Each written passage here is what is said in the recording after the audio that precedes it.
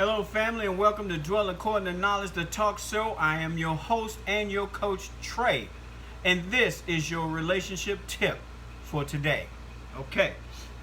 Now, there's a lot of reasons why you don't have a man. I'm going to cover 5 of them, okay? The 5 reasons you don't have a man. And I'm gonna go from the backwards forwards. I'm gonna give you the number 5th one, and then I'm gonna go to number 1. Is that okay with you? All right, let's get to number 5. You're not loving and affectionate enough. Ooh, how about that? Sometimes women go through so many bad relationships, and by the time they meet a man, that could be good for them. They are unaffectionate and distant. Don't let your past bad relationships stop you from being friendly, warm, affectionate, and a loving woman. It's okay to tell a man how you feel about him, and don't hold back. This is one of the things that I cover in one of my books, how you can't let the man in your future suffer from what the man in the past did.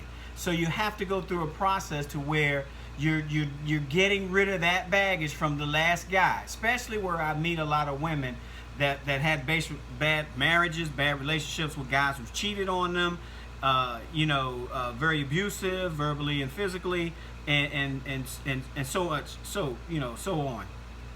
And they just carry it from one thing to the next. Listen, if you got to get therapy for it, then do so.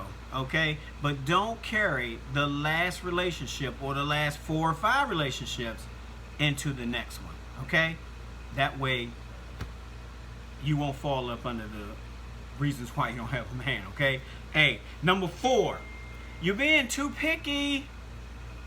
Okay, I had this done to me. I was liking the lady. She was in my church, and we was in the singles ministry, and afterwards, she threw a little singles party at her house. So I finally told her, hey, I'm pretty much attracted to you. And she flat out told me, she said, well, Tracy, I'm very glad you're a nice gentleman and all, you're handsome and funny and all of that, talk well, but I'm picky. I like my man a certain height, I like my man a certain weight, I like my man a certain color, hair on it. And she was like going up and down one end of the thing to the next one. So I was kind of like saying, oh well, okay, she's picky. So I just promptly said, well, then I guess we'll just kick this one into a friendship mode. And she said, well, that would be a real good thing. Okay, but don't be too picky, because you never know that the guy that's standing in front of you or behind you in a line or something like that may not be the one that you have been praying for all the time. Okay? All right. Number 3, and this one, I'm all right, let me just get to this. You can't cook. Okay, let me get to that one too. Men love a woman who can burn. You know what I mean? We do. We really do. Even though I'm a chef by trade, I don't want to be the one sitting in the kitchen all the time. So, okay? So, believe it or not, cooking is very important to a man. I just said that. If you find yourself with a good man, you should take it upon yourself to cook a good meal for him. You know what I'm saying? It doesn't have to be anything fancy, and that's right. Just something to let him know that he'll be well fed if he chooses to be with you. I'm telling you, these things these boxes that are checked when you're going through the process. My first wife couldn't cook. All I kept seeing her doing was buying a bunch of frozen stuff, and I was going, uh-oh. And wouldn't always go out. I was going, uh-oh.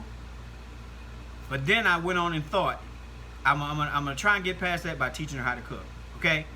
But at the same time, know and learn how to cook. All right. Number 2, this one's kind of depends on what type of man you get.